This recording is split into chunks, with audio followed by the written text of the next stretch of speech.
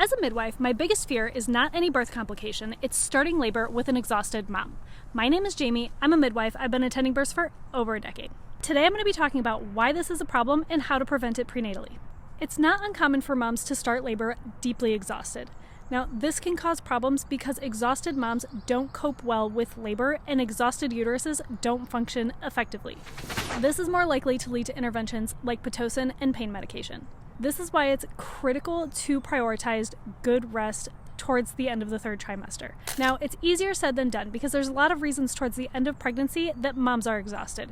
Nesting, all the things that need to get done, all the pregnancy symptoms that are preventing a good night's rest, etc.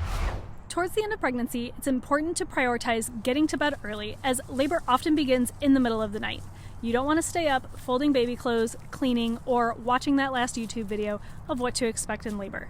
Make sure that you prioritize getting to bed at an early hour every night so that you're well rested whenever it starts.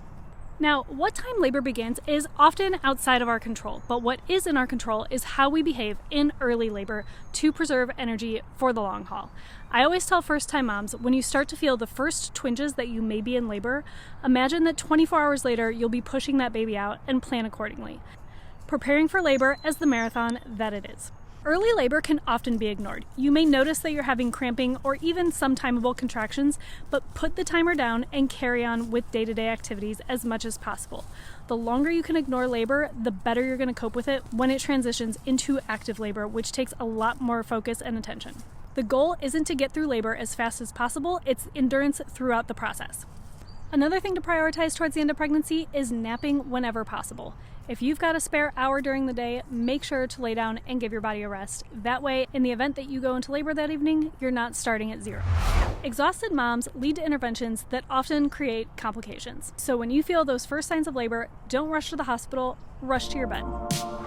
Check out my Etsy shop by clicking the link below to find my workbooks and guides for pregnancy, birth, and the postpartum period. If you found this video helpful, hit like and subscribe for more.